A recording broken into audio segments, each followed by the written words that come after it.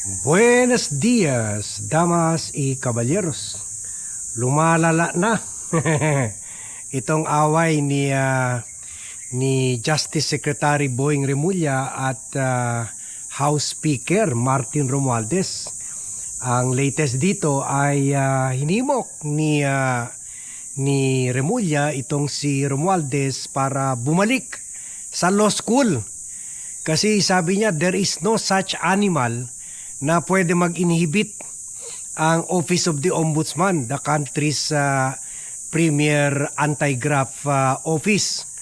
Na no way na ma-inhibit sila sa kaso ni Romualdez na papailan nila itong Mayo. Dahil sabi niya, under the Constitution, kami lang ang magagawa niyan. At the same time, sabi niya, wala naman talagang mekanismo sa gobyerno para mag-inhibit kami. So sabi niya, bumalik ka muna sa law school. So ito yung issue emanating from doon sa letter o request sinent ng mga lawyers ni Remulla Law Firm, na sinasabi dapat mag-inhibit sa plunder case na papailan kay Romualdez nila Remulla. Hindi pa nga na-file, pinapa-inhibit na. Kasi lahat doon ng mga pahayag ni Remulla sa media o sa press con, nagpapakita na prejudge na niya. Parang sinabi na niya na guilty talaga ito si Romualdez. Kaya sabi nila, hindi na objective ang Office of the Ombudsman, kaya mag-inhibit ka na, mag-inhibit ka na sa kasong ito, So yan. Sabi pero ang sagot dito ni Crispin Remulla sa programa niyang executive session last Saturday, sabi niya, duty ng ombudsman. It is the duty of the ombudsman to side with the victims. So sa mga biktima, hindi sa mga magnanakaw. It is the duty of the ombudsman to side with the victims, to prevent corruption and abuse of power and punish offenders as provided by the Constitution. Sabi niya, how will we punish if I inhibit? It is our duty, that is our responsibility in the Constitution. No such thing as inhibition. And then later on, sinabi niya, although hindi niya pinangalanan si Boying, sabi niya, somebody has to go back to law school. Ayan. So obviously referring to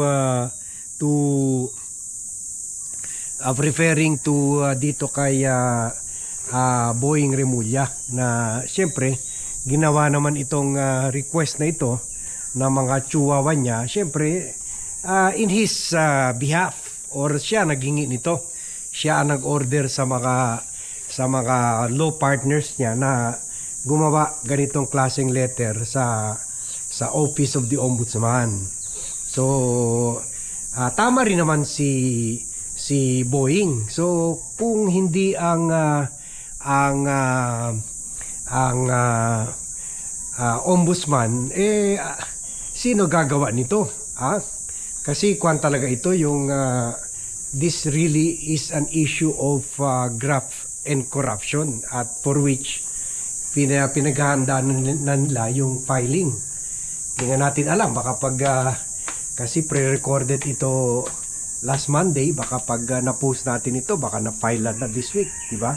Yung plunder and conspiracy to commit plunder case, na naka-schedule na filean ng Office of the Ombudsman. In fact, laban kay Romualdez. In fact, nagkuha na sila inunahan na nila yung pag-freeze at napagbigyan na sila ng Court of Appeals yung petition nila to freeze the multi-billion assets of Martin Romualdez. to include the 1.9 billion na bahay binili ni Curly Discaya sa mga anak nila or apo-apo nila former the late President Magsaysay, at kung no less than the seller, si Milabel Ho, I think, na yung heiress rin ng shipping magnate, shipping magnate.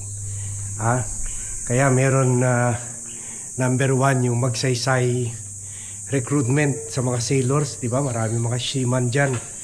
Under sila sa Magsaysay Manpower Company, gano'n, kasi may mga shipping lines yan, gano'n. So, kaya siya mismo kinumpirma na binili ni Curly Discaya itong bahay in behalf of Martin Romualdez. So, kumbaga, dahil lawyer si Martin Romualdez, maingat siya, maingat siya sa mga maleta. Kumbaga, habang ibang mga transactions ay involved maleta, pero kung billions na, bahay na, kaya 5 bahay daw dyan sa Forbes Park ay kay Romualdez. So sabihin natin almost the same price yan. So dyan pa lang sa Forbes Park meron na siya mga 10 billion properties. Sabi naman ni Frank Drilon, mga sa time ni Romualdez, mga 800 billion ang insertions ang nagawa niya. So wala lang yan, yung 10 billion wala lang yan. So yan, at least nakikita natin na hindi scripted ito, kasi talaga nag-aaway na. Pareho pa naman ito frat sa law school sa UP, kabrad pa ito. Kaya kung naalala nyo, as we vlog earlier, sunubukan pa nitong si Boying Remulla. In fact, nagalit, inupakan natin si Boying Remulla noon, na sinabi niya ang pwede lang kasuhan kay Romualdez ay walang ebidensya daw. Ang pwede lang kasuhan yung criminal negligence. Kumaga, kasalanan niya, natutulog siya sa pansitan at hindi niya alam kung anong ginagawa ni Saldico at ni Chis Escudero. Pero ngayon, dahil obviously isa sa mga nag-trigger dito, kaya iba ang pananaw ni Boying, ay natakot siya sa testimony. Kasi kumbinsido talaga sila, nahuli na si Saldico sa Czech Republic. So natakot sila na baka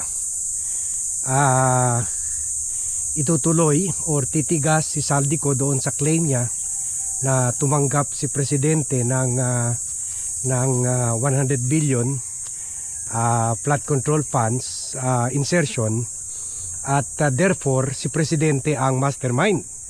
So kaya kailangan ilagay na nila Boying yung direksyon ng kaso dito kina Romualdez at saka kay Chis Escudero, to cover up na yung kiniklaim at para sa mata ng tao talagang si Romualdez at si Chis Escudero ang mastermind, not President Bongbong Marcos o pamilya niya o si First Lady o si Sandro. So kaya yun, ang nangyari ay laglagan blues na. Laglagan blues, at binira naman sila ni Romualdez sa video niya. Paulit, hindi niya binanggit yung pangalan ng pinsan niya, pero paulit-ulit niya sinabi na hindi pwede gawin ng katakot-takot na pagnanakaw yung house without the involvement of the executive department. And the executive department is led by President Bongbong Marcos. So yan ang political development dito sa issue ng flood control. And we'll be giving you more updates during the week. So thank you very much everyone for watching. Thank you very much for joining me in this vlog. Good morning to all and see you in my next vlog.